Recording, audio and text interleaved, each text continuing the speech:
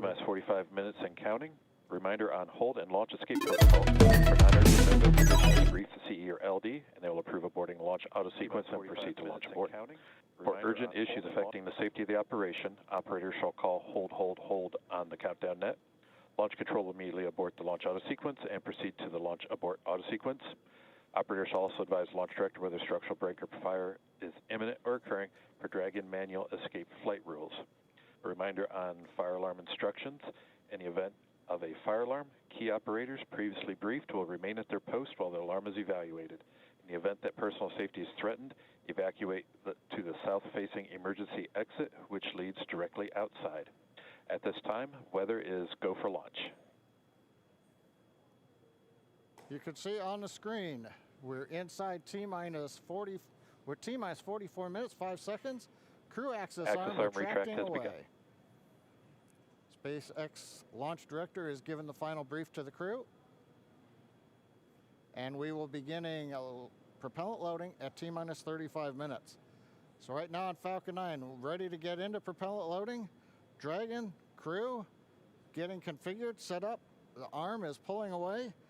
The range is go for launch. They continue to monitor the air and the sea space. Everything looks good. And we finally have gotten green across the board on the weather conditions, but we can't take a deep breath quite yet. We're going to have to watch the weather all the way down to T0, both here at Kennedy Space Center and out in the Atlantic in the abort zones. Now earlier we saw many of you following the launch from the United States on our hotspot map. Now that we're inside an hour, we're seeing large numbers of folks logging on, tuning in from coast to coast and around the world. So we'd like to know, is this your first time watching a launch live, not counting Wednesday? And if not, how many have you seen before? Tell us using the hashtag LaunchAmerica from your favorite social media platform. And with that, at T-minus 42 minutes, 50 seconds, conditions are go, and we are counting down for an on-time launch. Let's send it back over to Kennedy Space Center as the action begins to pick up on the pad. Dragon and SpaceX, you are go for section 7, close visors and arm launch. Ok, ci sono il 70% di probabilità che parta, perfetto. We will put section 7 in work, visors come in close. Confermato. All right, the countdown clock is continuing to tick. My heart is continuing to beat 5 million beats a second, and we are getting so close. SpaceX Dragon in 7.2, visors are closed. We're arming launch escape system. Copy. And as you just heard, the crew is arming the launch escape system. That is Ok, one of the launch escape system last armato proprio big perché variano milestones, probabilmente. prior to liftoff, Perfetto. other than nominal Falcon operations. Cioè questa parte qui.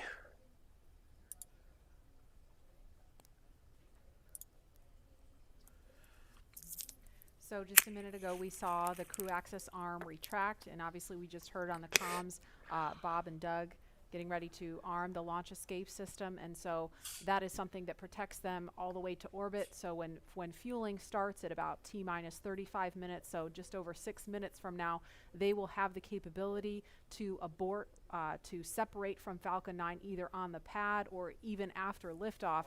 That's a critical safety capability. And we are going to go over to Hawthorne now to take us through these next minutes. Jesse? Section, switch into nitrogen. We did hear that call out that they are arming the launch escape system, so very exciting. SpaceX has designed Crew Dragon and Falcon 9 to be the safest launch system ever flown. So we brought back Nick Picone, SpaceX's Nick Picone, to talk more about this again. Okay. Thanks for coming back and joining us today, Nick. Hey, Jesse. Happy to be here. Still monitoring the launch here with our recovery and ground operations teams. Awesome. And Nick was our mission manager for our in-flight abort test earlier this year and now works on the Starlink team. Nick, on Wednesday, you talked about the launch escape system. Could you just give us a brief summary today for those that are joining today? Sure. So the launch escape system, again, is our ultimate safety feature to keep Bob and Doug safe in the event of a major Falcon anomaly on the pad. The system is designed to automatically fire if either vehicle detects a dangerous condition developing. And if that happens, Dragon will use its 8 Super Draco engines to push the capsule off and away to a safe distance away from this Falcon. This capability is absolutely critical. It's what keeps the crew safe, and we're now active and armed on the pad with it protecting the crew. And as you mentioned, the launch escape system allows the Dragon to separate and get away from the vehicle. I believe it goes into the ocean. What happens after it lands safely in the ocean?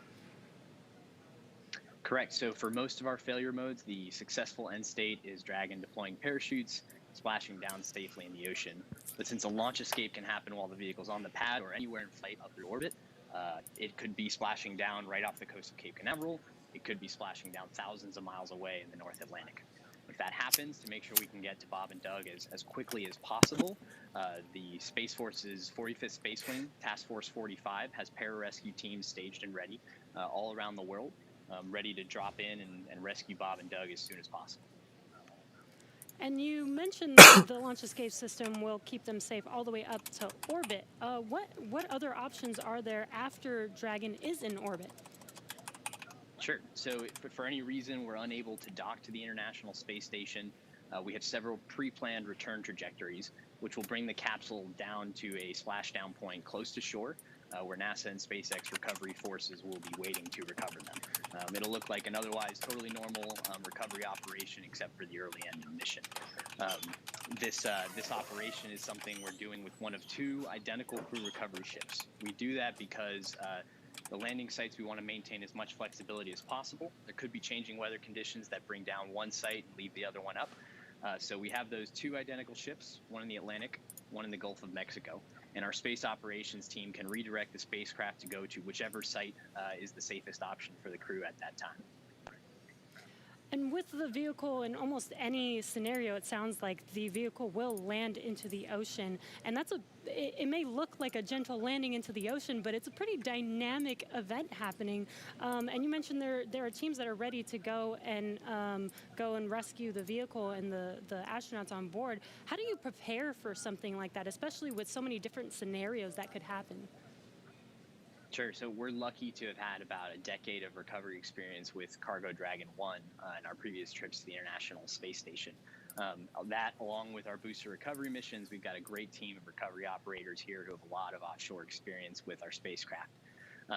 The system, though, that we took that experience, we built up a new crew recovery ship, 2 identical crew recovery ships, I should say, which have a lot of those lessons learned baked into the design of that ship and the operation. An operational helipad. These new ships have redundant communications, power, and propulsion to make sure they're robust and ready for anything we encounter offshore. We've also done tons of training exercises with SpaceX team, the NASA team, and the rescue forces I mentioned earlier, practicing capsule recovery, emergency scenarios where we have to get the crew out of the capsule while they're still in the water, as well as those helicopter evacuations, taking off and landing from the pad many times so that we make sure the team is ready to do that. They're all staged and ready.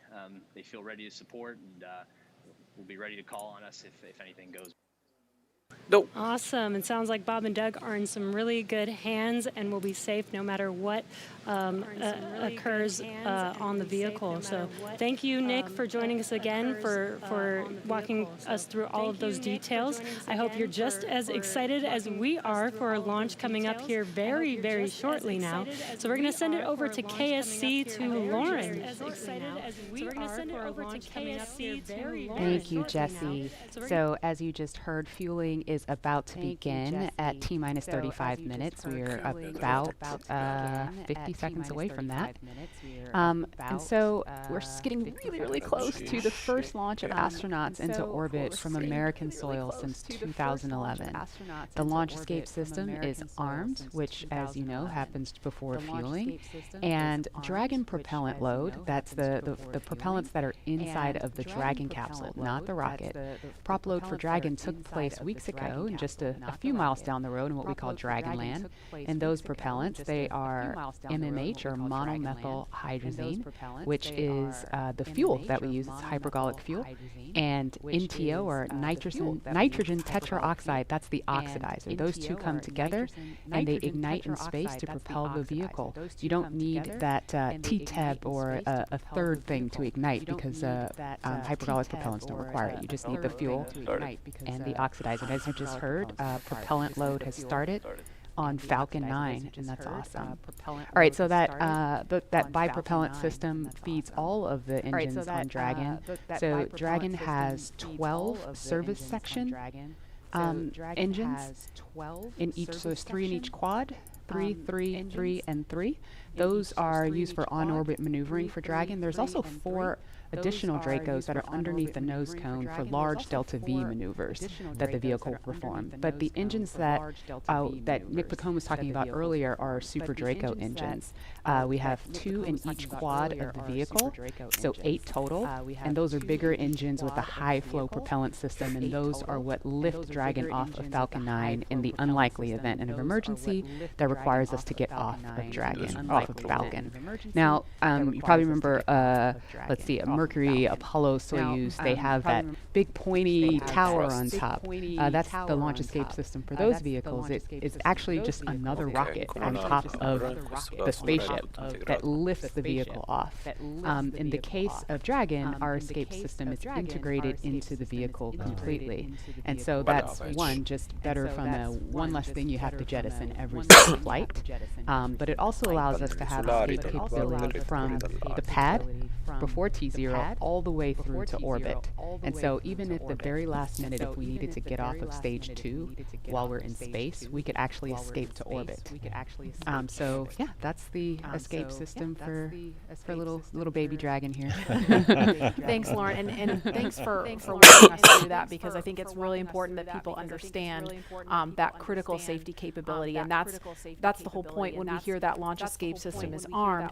What that means is that in an instant, they can separate from Falcon 9, shoot up into the air, and they can splash down safely in the Atlantic Ocean under Dragon's parachutes. And it was designed to do that. So now that fueling is underway, it's been going on for about 2 minutes now. So they have that safety capability ready to go on standby in an instant if they need it. And so we want to go over to Hawthorne now for an operational update from John Innsbrucker. John? Stage 2 fuel and stage 2 fuel, all flow rates tracking nominally.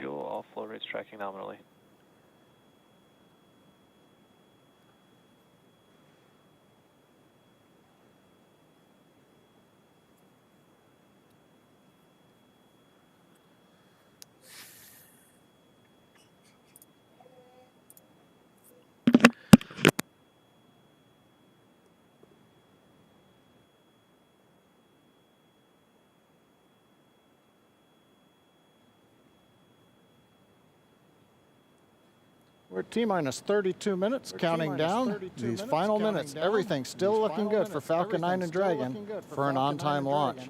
Falcon 9 did begin propellant load at T-minus 35 minutes at planned. Now on the Falcon 9, we use a fuel and oxidizer as the propellants that power it. The fuel is commonly known as RP1. That's rocket propellant grade 1 kerosene. The oxidizer is densified liquid oxygen, also called LOX. Densified means it is kept much colder than typical for launch vehicles. This allows for more oxidizer to be loaded into the first and second stages. Now with the fuel and oxidizer on hand, we need an ignition source to complete that fire triangle, as we call it. For this, Falcon 9 uses a fluid called T-TEB. It ignites in the presence of oxygen and gives off a green-colored flame. Now, it's hard to see on the first stage ignition due to the water that will be spraying on the pad, but you might just see the green flare as the second stage engine ignites following stage separation over 2.5 minutes into flight. Now, currently, first stage fuel tank is about 10% full. The first stage, as a reminder, as you look on the left side of your screens, the first stage is the long white cylinder at the bottom, topped off by the black cylinder. So over 2/3 of the rocket is that first stage. So the fuel tank is getting loaded. We're also loading the liquid oxygen into the first stage also. The second stage, which is the top 1/3 between the Dragon and the black cylinder, that's the white second stage. That is being loaded with fuel right now. That's about 8% loaded at this moment. Liquid oxygen loading is going to begin on second stage at T-minus 16 minutes 30 seconds. Liquid oxygen loading will continue on both stages all the way down to the last few minutes of the count. We're also loading helium into pressure vessels on the stages. That's used to pressurize tanks in flight as the propellant is pulled out by the strong Merlin turbo pumps. On board the Dragon spacecraft, astronauts are monitoring systems while the propellant is loaded into Falcon 9. While we mentioned we had trained them with sounds that we had recorded on board. They've been through most of a propellant load, and they are now experiencing those sounds and vibrations. Stage 1, The grab range helium load continues to started. report no problems. They are go to support launch. Weather, the last of the red conditions cleared up about 15 minutes ago. Everything is marginal but acceptable on the weather. We'll continue to watch all the way through the countdown. Now, as a reminder, today we are now into an instantaneous launch window now that we've begun propellant loading. So at this point, if we hear a hold for any reason, we'll have to stand down and target our backup launch opportunity tomorrow, May 31st. Thanks, John. For Demo 2, Bob and Doug's flight to station will take about 19 hours, and their journey is fairly similar to the trip our Cargo Dragon makes back and forth to the International Space Station, but with two noticeable differences, and that's docking and splashdown. As we await T-minus 0, in just under 29 minutes from now, the ground operations teams are doing a series of system checks to make sure Dragon and Falcon 9 are both ready for liftoff. And we're continuing to get live views inside the capsule with Bob and Doug, and you're now also looking in firing room 4 down there at the Cape. Once we hit T0 and a successful launch occurs, we will watch Falcon 9 and Dragon make their ascent until the Falcon 9 first and second stage separates and sends Dragon on its way to the space station. And at this point, mission operators will prepare Dragon for on-orbit operations, where the vehicle will execute a series of burns that gradually raise its orbit to align more closely with the space station, as you can see in this animation. And just after putting Dragon into the same orbital plane as the station, the teams will get ready for Dragon's approach and docking maneuvers. Next, Dragon will make its approach and actually dock with the space station. And this is a very different process from what we've seen with Dragon cargo deliveries in the past, which use a process called berthing. Berthing requires a spacecraft to approach the station and then stop so a crew member can maneuver the station's robotic arm to capture the spacecraft. Docking on this version of Dragon can be done autonomously with no crew on board the station. It's typically a faster process, both when arriving and leaving, but it does still require pinpoint accuracy to approach safely.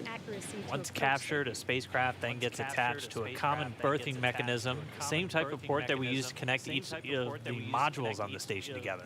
A little bit slower of a process, but the hatches are significantly larger than the docking ports, which makes them perfect for bringing up those really big cargo items. Dragon will spend up to 120 days docked before preparing to return home. Following successful completion of Dragon's test objectives and cargo loading operations, the crew will close the cabin, perform final system checks, and configure the vehicle for undocking. Once the automated undocking sequence is complete, Dragon will complete 2 departure burns using its Draco engines, pushing it away from the space station. And next up on the trip, deorbit entry and landing, or splashdown, which is going to cover all the operations following that final departure maneuver. That's going to include events like the trunk separation, closing of the nose cone, a deorbit burn, and then eventually as they get into the atmosphere, the deployment of the drogue and the main parachutes, and all of that ends with splashdown right off the Florida coast. At that point, teams from SpaceX will move in with their recovery ship, grab the capsule out of the water, and work to get Bob and Doug out of Dragon after a successful mission in space. So we are 26 minutes away from launch. Fueling of Falcon 9 is continuing. Let's check in one more time down with the team at Kennedy. Murray? All right, thanks, Dan. We are so pumped right now because things have cleared up and it looks like we might actually do this today. If you're just joining us, we are now 25 minutes, 46 seconds and counting from the first launch of astronauts to the International Space Station from U.S. soil in 9 years. This will mark the beginning of a new era where more people will be able to fly to space than ever before. And we want to share with you the results of a poll we asked a little earlier. If you could go to the moon, now it's not where the the astronauts are going today. They're going to the space station. But if you could go to the moon, would you rather visit the South Pole, where no one has been before, or the Apollo 11 landing site?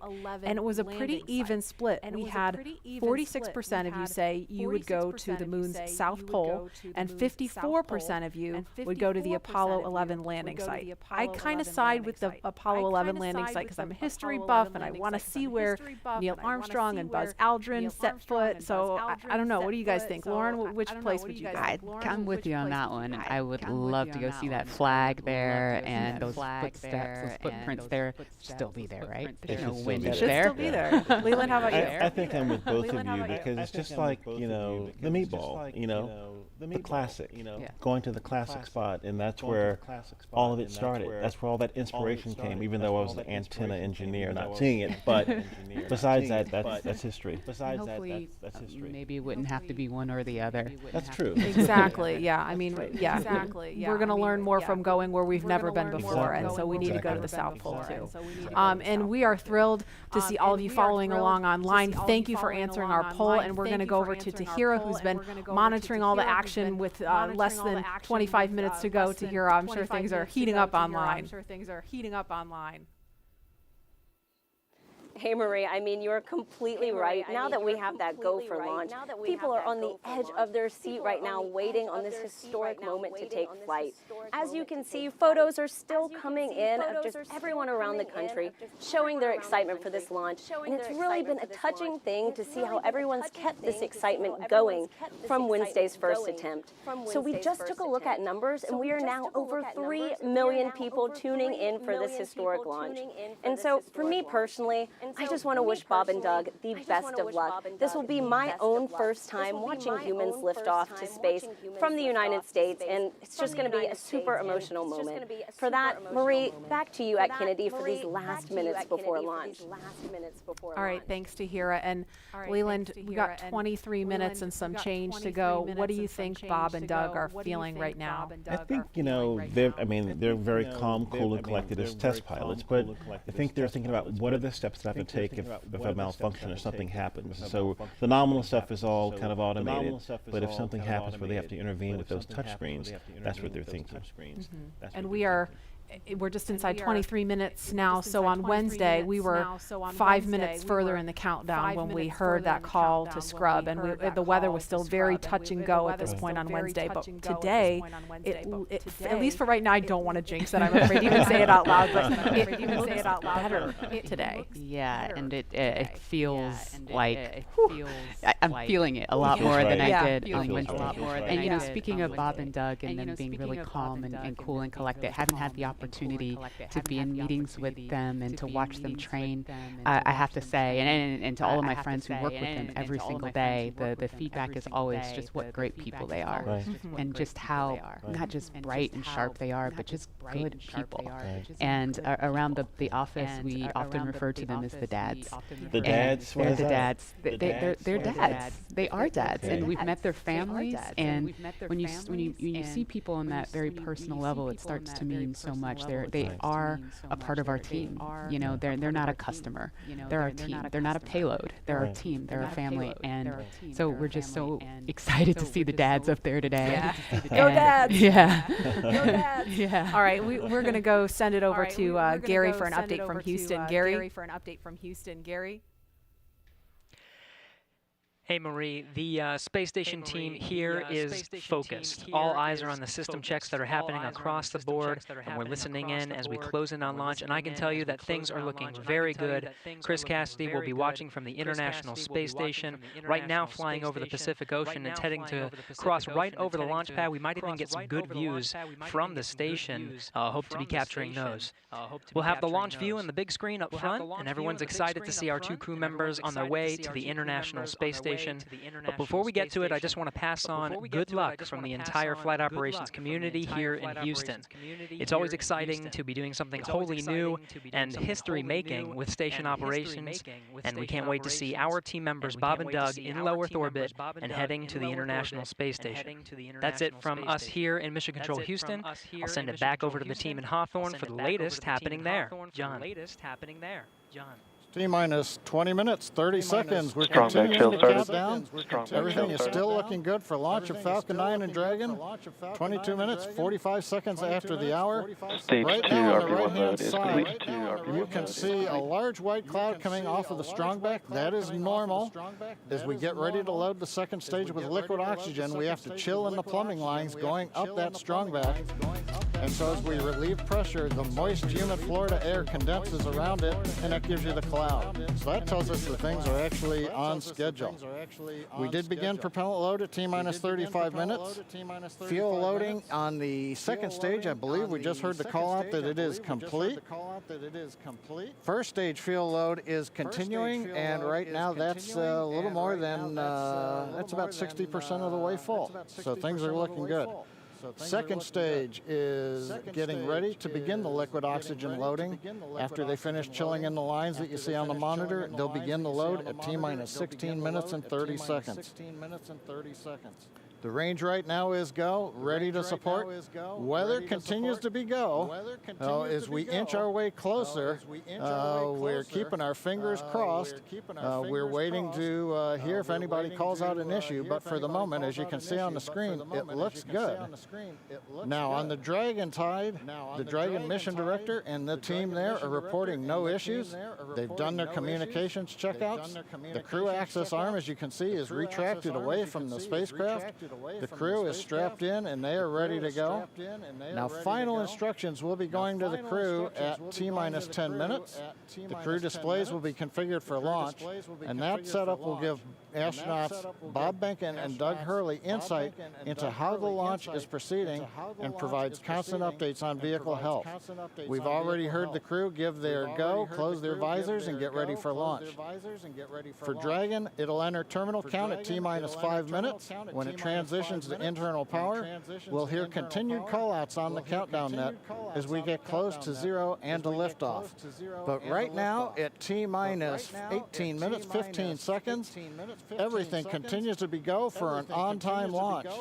So Dan, Jesse, things are looking pretty good. How are they doing over at your stand?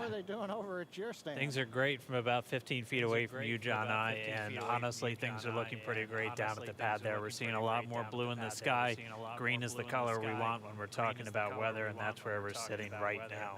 So we're continuing to count down. We are under 18 minutes away from liftoff. Again, it's an instantaneous liftoff it's going to be 12:22 and 45 seconds here on the West Coast, 3:22 and 45 seconds over on the East Coast there in Florida. Just a reminder, it's going to be about a 9-minute ride up to orbit for the Falcon 9 and Bob and Doug on board Dragon. It'll be a 2-stage flight, so we'll see the first stage fly until we hear MECO, or main engine cutoff, about 2.5 minutes into flight. After that, the second stage will take over and continue to power them the rest of the way. Second engine cutoff comes in just under 9 minutes at about 8 minutes and 44 seconds.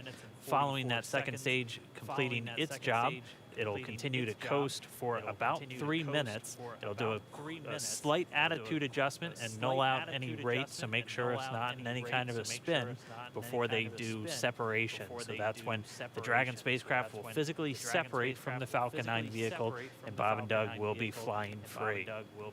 It's about a 19-hour ride if we launch today on time. So that means Bob and Doug will get on orbit. They'll have a number of burns, or those firings of those Draco thrusters that they'll do over Stage 2 LOX load started. Stage 2 LOX load started. Here the LOX, the liquid oxygen load has now started on stage 2. But again, they're going to be doing a series of burns on the way uphill towards the International Space Station 5, spread out over the first 16 hours or so of their flight until they get much closer and it's time for that approach and docking. And we are expecting that with an on-time launch to happen today. That'll be coming tomorrow in the afternoon.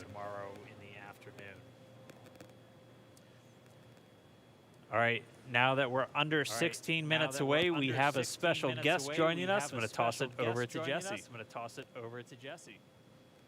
We are T-minus 15 minutes and 45 seconds from liftoff of our second demonstration mission today, and we have the honor of having SpaceX's President and COO, Gwen Shotwell, join us. Thanks, Gwen, for coming out and taking a few minutes to chat with us. Thanks, Jesse. We know you've been on console. How's the countdown been going so far in there? Countdown is clean today, just like it was Wednesday. We did clear the weather hurdles sooner than we did on Wednesday. And the only thing we're watching right now is downrange weather and lightning at the staging location. Of course. But we will clear that hurdle at T-minus 7 minutes. Awesome. Great. Very exciting. Now I'm going to throw it back to 2012 because you were on console for Dragon when it was first making its way to the space station. How does that experience compare to today? So I was nervous then. I stopped getting nervous for launches. Today I'm nervous again. Super nervous again. Stomach and throat. Understandable. No, it's a fantastic day today. I'm really excited. The team is pulled together. It's such a professional operation. And when I say team, by the way, I mean SpaceX and NASA. These folks have been working incredibly hard and have done a fantastic job. Yes, and we are all so excited. And we know that you have to get back inside of mission control, but is there anything that you wanted to say before liftoff to NASA and SpaceX? Well, I want to thank NASA, of course, for their generosity and their help with getting to this place. I want to thank all the SpaceXers who have come together to make this moment in history. And I want to thank Elon for hiring me. We thank Elon for hiring you as well. Thank you so much for joining us. We'll let you get back to mission control. And good luck with launch today. Thanks, Jesse. And Godspeed, Bob and Doug. Well, we are so excited. We are just a few minutes away from countdown. So we are going to turn it over to Dan and John for the final minutes in terminal count. Take it away, John. T-minus 13 minutes, 30 seconds, continuing to count down. We're continuing to load fuel onto the first stage. That should finish up in just about 6 minutes. Fuel is completely loaded on the second stage. That's closed out. And we are continuing to load liquid oxygen on both the first and second stage. The liquid oxygen load beginning on the second stage just about 3.5 minutes ago. We are also loading cryogenic helium into the storage vessels on the first and second stage, getting in the last little bits of helium when we keep it cryogenic, cold and liquefied. That gets us, just like we do with liquid oxygen, the maximum amount into the storage volume so that we can get the most performance out of the vehicle. Right now, we are in a fairly quiet state on the vehicle. Ground pumps continuing to put the propellant in to first and second stages. Next significant issue callouts that we're going to hear will probably be inside the T-minus 10 minutes when they talk to the crew. We'll listen for that. But at the moment, everything continuing to look good at T-minus 12 minutes and 20 seconds.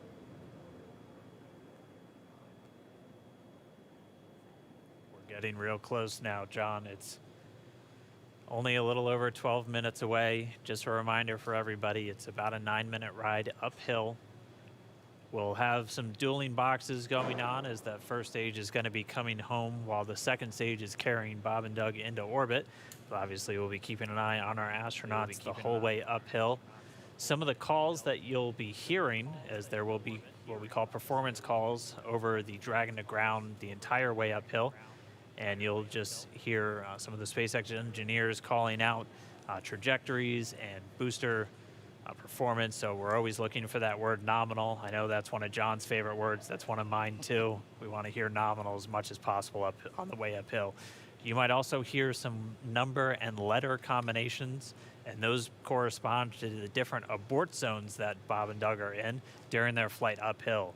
There's 1A and 1B, which signify that they're on the first stage. Those carry them from there in the Cape all the way up to about the very top of North Carolina. And then we'll have 2A through 2E or 2 Echo, and that will be on the second stage, and that goes from North Carolina all the way up to about the tip of Newfoundland, so in the northern Atlantic. And then there is a zone of the northern Atlantic that we're going to avoid, and so you should hear the call out be something similar to forward to Shannon, and that just refers to Shannon, Ireland, which they'll be going off the coast of Ireland at the later stages of the second stage if they have to abort. So just prepping you now for some of those calls. You're hopefully going to hear that word nominal a whole lot on the way uphill. 10.5 minutes. Things are pretty quiet. As John I said, it'll pick up right at about 10 minutes. We'll wait for the crew just to confirm that their displays are in order. The crew is already strapped in and reported that they are go for launch. And we'll continue to watch the fuel gauges tick up on the Falcon 9 vehicle until fueling cuts off at just about 2 minutes prior to launch. Dragon and SpaceX confirmed displays are configured for launch. SpaceX Dragon displays are configured for launch. Copy. Bob, Doug, on behalf of the entire SpaceX team, it's been a huge honor to help you get ready for today's historic mission. Know that we're with you. Have an amazing flight and enjoy those views of our beautiful planet.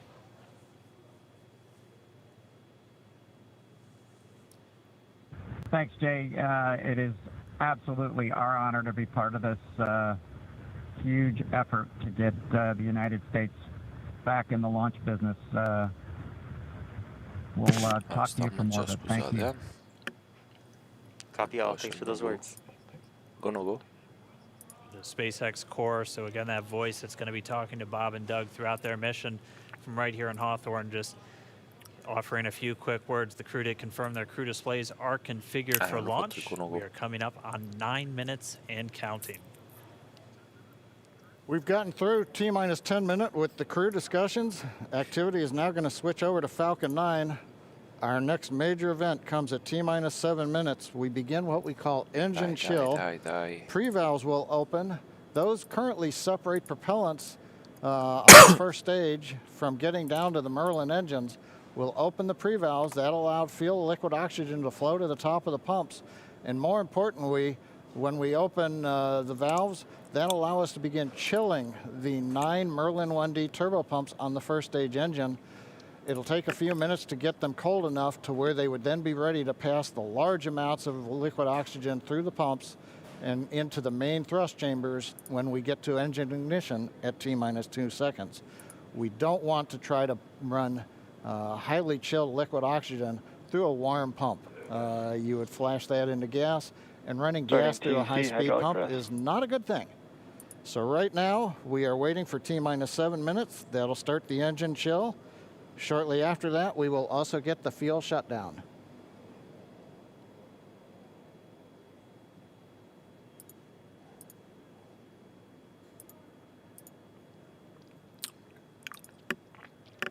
Listening to the SpaceX launch director in the background there. As I mentioned, at T-minus 7 minutes as we start the chill, we will also get into the final topping off of stage 1 fuel, and then the fuel load will complete.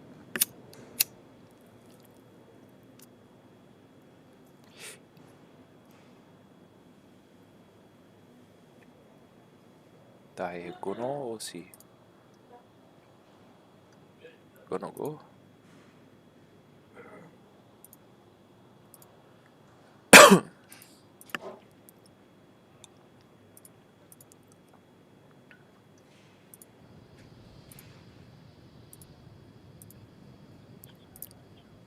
Stage 1 and Stage 2 engine chill has started.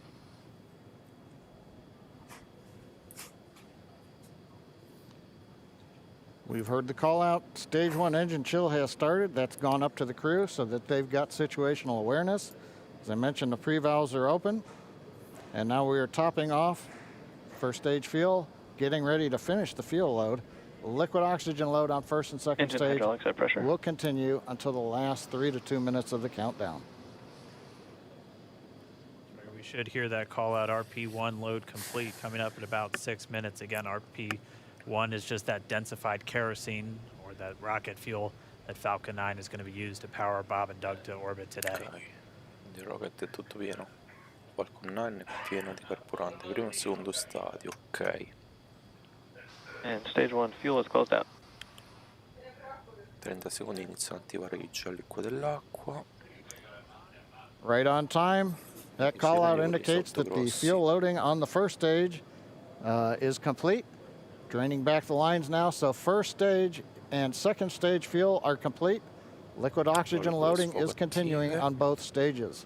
You can see on the view on the left side of the monitor the condensation, the cold gas wrapped around the stages as the tank skins are chilled by the densified liquid oxygen, picking up the humidity from the Florida air. It looks like at this moment we're a little more than 90% full on the oxidizer on the first stage, ticking up towards that 80% mark on the second stage. We'll be counting down all the way till about 2 or 3 minutes, as John and I just said, until everything is loaded in Falcon 9. Heaters closing out. And then we will be go for launch. Dragon has transitioned to configure for terminal count. Vehicle tanks pressing for strongback retract.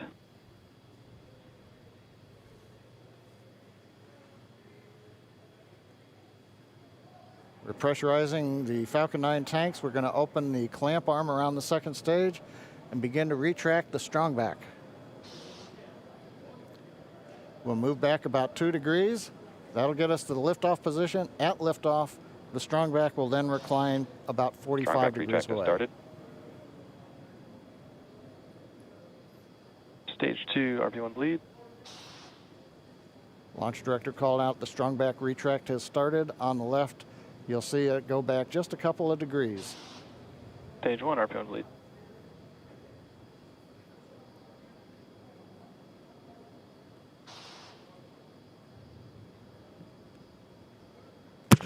Okay, officially go. We are just 4 minutes away from liftoff. Again, at this moment, Bob and Doug are really just laser focused on those displays. They have insight directly into Dragon and the Falcon 9. They're able to see where their fuel loading is at, how everything's progressing down with the count. AFTS final setup started.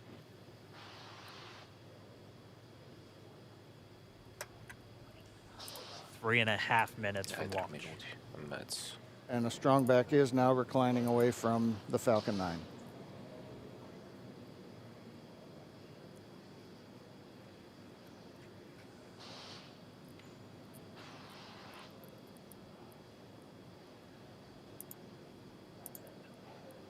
MVAC igniter purges.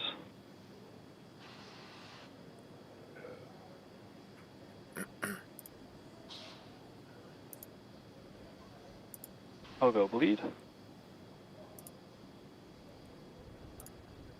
Dragon has transitioned to terminal count and is on internal power. Stage 1, locks load, close out. Okay, we're at T-minus 2 minutes, 42 seconds. Stage 1 LOX load is closed out. Stage 2 will continue to load for about another half a minute or so. Once we get the completion of Stage 2 LOX loading, we have to vent down the line, so you'll see another large white cloud coming off of the strongback. That'll be normal. That'll happen around transitioning to T-minus 1 minute and 40 seconds. We're going on internal power now. Just a few seconds away from the Stage 2 LOX load being complete. It's been almost 9 years since we've been in this position. A lot of work done by thousands of people to get to this point. All our eyes focused on 2 now. Ok, se arriva l'acqua. Stage 2 LOX load is closed out. Propellant fills are complete. Dragon is in auto idle. Perfetto. Stage 2 LOX load complete. All fuel, all oxidizer on Falcon 9. 1 minute, 34 seconds to go till launch. Ground gas closeouts is starting.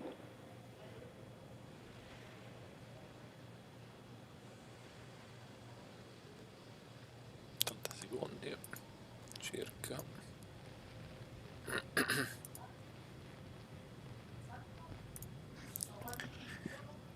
Ok, ora prendo il controllo, il computer principale del Falcon. T-1. Falcon 9 is in startup. Dragon is in countdown. FTS is armed for launch. Under a minute now, the FTS, the flight termination system, has been armed. Dragon, SpaceX, go for launch. Go for launch. Perfetto. SpaceX Dragon, we're go for launch. Let's light this candle. Raga, questa è storica. T-minus 30 seconds. 30.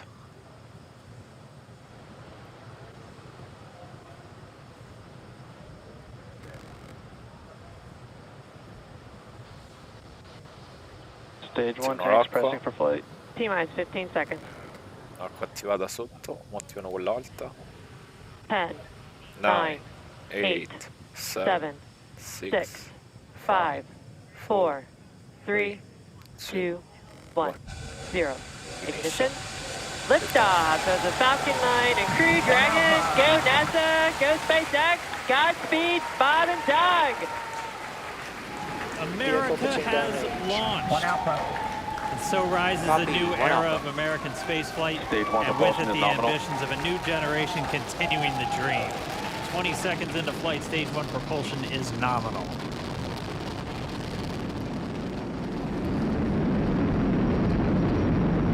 T plus 30 seconds into this historic mission. Flying crew on board Dragon and Falcon 9, and look at them go. Falcon power telemetry nominal. M1D throttle down. We're throttling down to get ready for the period of maximum dynamic pressure. We're in the throttle bucket. Reports say all systems are go. Vehicle is supersonic. We've exceeded Mach 1 on the Falcon 9. M1D throttle up. We're throttling back up to full power as we're through max Q. Copy, 1 Bravo. We heard that 1 Bravo call out. That's just the second abort zone that they're in. They'll continue to be on this until the first stage has done its job and they switch over to the second. At this point, Bob and Doug pulling about 2.3 Gs, 2.3 times the Earth's gravity, already moving at over 1,500 miles per hour. We've heard the call out for MVAC engine chill. That's getting the MVAC engine ready to light. That'll come at about 2:44 into flight. Right now, everything continuing to look good. Next major event coming up is going to be the triple. We'll have main engine cutoff of the 9 first stage engines, stage separation, and then ignition of the second stage engine to continue to carry astronauts into orbit. Coming up in about 20 seconds. M1D throttle down. C'è il cut-off. Fra qualche secondo. Quello già We stanno heard a we're 70 throttling down the km. Merlin engines on the first stage.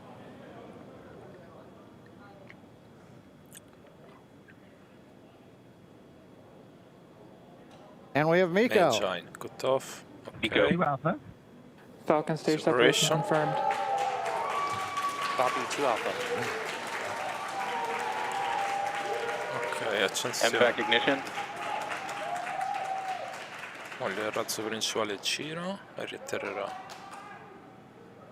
All right, we have stage separation confirmed. The first stage beginning its flight back. The second stage being powered by that single Merlin 1D vacuum engine has ignited and is now carrying Bob and Doug into orbit. So they're going to continue under the power of this second Stage stage, 2 propulsion is nominal.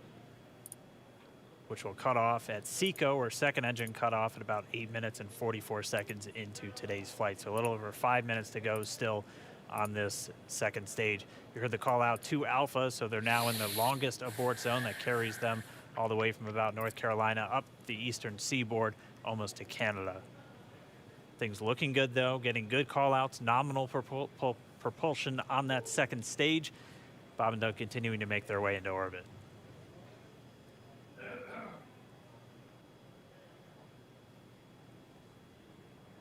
Dragon SpaceX nominal trajectory. Acquisition of signal in Bermuda. SpaceX Dragon nominal trajectory.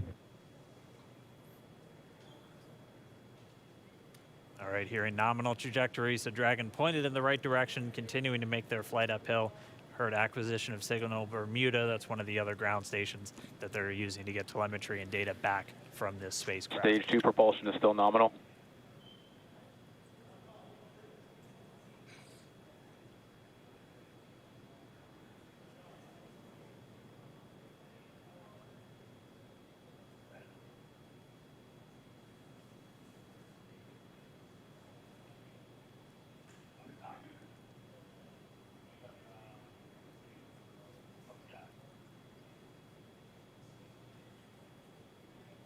A little over 4 minutes, 40 seconds into the flight. Bob and Doug flying at more than 5,600 miles Dragon per hour. SpaceX nominal trajectory. Already almost 200 miles downrange from the Kennedy Space Center. Nominal trajectory continuing.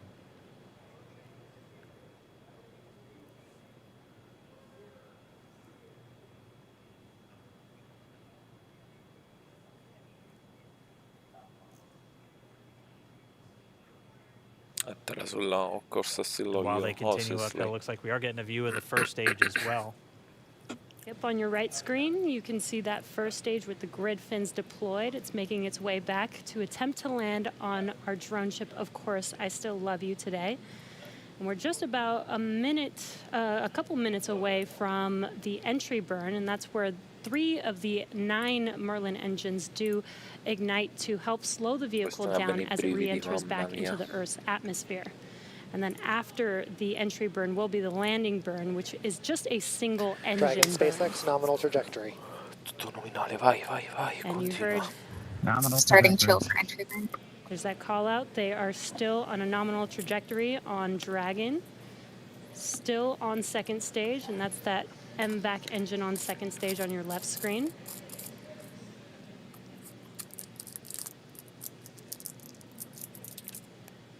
Again, on your right screen is that first stage booster coming back towards our drone ship, Of Course, I Still Love You. We're about a minute away from entry burn. Meanwhile, that second stage continuing to power Dragon into orbit. Again, if you're keeping an eye on that timer, that's going to continue to burn until 8 minutes and 44 seconds into flight. So a little over 2 minutes from now, we'll hear the call out SECO. It'll then be a little Stage 2 propulsion is still good. A little over 3 minutes until Dragon physically separates from the second stage of the Falcon 9 after the upper Dragon stage gets a SpaceX chance. nominal trajectory. Dragon copies, nominal trajectory. Continuing to check in with Bob and Doug as they are on a nominal trajectory. Just about 10 seconds away from that first stage, starting that entry burn on your right screen. We should be able to see that view live. Ragazzi, stanno a 17.000 km/h. Porco due. And there is that entry burn beginning. Starting an entry burn, perfetto. Prima This burn accensione. lasts about 36 seconds long. Stage 2 FTS is saved.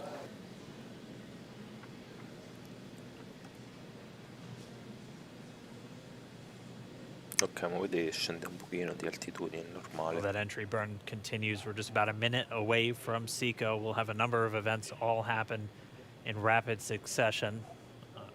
It'll Copy, be the shutdown. second engine cutoff. Stage 1 We'll entry be burn looking for shutdown. that stage 1 landing burn shortly after. Yeah, actually, just within a few seconds of each other.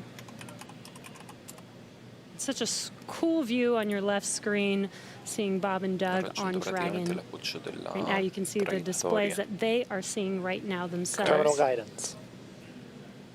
Adesso inizia discesa, controllata. Le Griffin aiutano a mantenere assetto. We are coming up Ovviamente utilizzano 25 anche seconds or so gli away RCS. from SECO, or second engine cutoff. This is also the point where Bob and Doug are experiencing their highest G-force. We're seeing the counter tick up to right about Stage 1 entry 1.8. transonic. Copy, Shannon. You heard Shannon, so that just means they're in their final abort zones. If they were to abort at this point, 25.000 either be an abort to mamma orbit mia. or to land off the coast of Ireland, standing by for second. Sì, ripunta dall'altro, dovresti a MVAC terra. throttle step. Seconda. MVAC shutdown. scende. Stage 1 landing clear. Perfetto. Confirmation of Seco's second engine cutoff. Now we are waiting for our first stage to make its way to our drone ship. Of course, I still love you. Dragon, SpaceX, nominal orbital insertion. Launch escape confirmation, nominal Dragon orbital copy, insertion. nominal orbital insertion. What you're seeing on your screen is a live view of our drone ship, where our first stage will be coming down. Looks like we lost that live view, but we'll wait for confirmation of that landing shortly here. Falcon 9 first stage is successfully landed. And there you can see on your screen, Falcon 9 has landed. This is the first Falcon 9 to carry humans to orbit, so very exciting for us. And as you can see on your right screen, Bob and Doug are still making their way to their targeted orbit. M1D to recovery 1. So exciting today. M1D. It doesn't stop. It does not stop.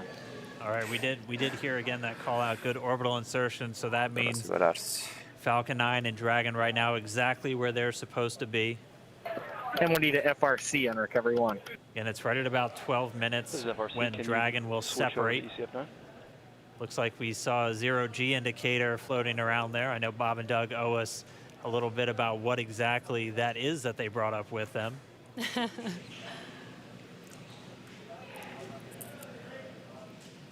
And before separation, before Dragon initiates separation from the second stage, they do make sure to make, they do ensure that the vehicle is not spinning and it is in good condition before we separate. That's right, the upper stage does small attitude maneuver using some cold gas thrusters built into the rocket body itself. Exactly, so we do expect that separation to occur in about a minute from now, but they do wait until they have full confirmation that it is ready to separate. Such cool views. I cannot get over this view that we are seeing right now. Bob and Doug on the right screen inside of Crew Dragon out in space. Yeah, already 200 kilometers over planet Earth, or a little over 124 miles, traveling in excess of 2,700 meters. 27,000 meters per second, or about 16,000 miles per hour. Un minuto. Deploy. 12 minuti. Again, we're just standing by. That separation event should be coming up shortly. Then they'll begin a series of checks on the Draco thrusters that are going to be used to maneuver and then power Dragon on its flight to the International Space Station. Standing by for separation. Expected loss of signal, wallows. It sounds like we had an expected LOS loss of signal with one of the ground stations. Waiting for confirmation now of that. Dragon separation confirmed. Dragon separation confirmed. There is a great view right in front of you Countdown of Dragon separating. Separation confirmed. And there's that call out. Dragon is now officially making its way to the International Space Station today. Dragon SpaceX with that separation call. We have a few words for you from our Falcon 19. Okay. Standing by. Dragon, Chief Engineer on Dragon to ground. Bob Doug, on behalf of the entire launch team, thanks for flying with Falcon 9 today. We hope you enjoyed the ride and wish you a great mission. Congratulations to you and the F9 team for the first human ride for Falcon 9, and it was incredible. Appreciate all the hard work, and thanks for the great ride to space. Copy all. And proud of you guys and the rest of the team. Thank you so much for what you've done for us today, putting America back into low Earth orbit from the Florida coast. Copy all. Good luck. Godspeed.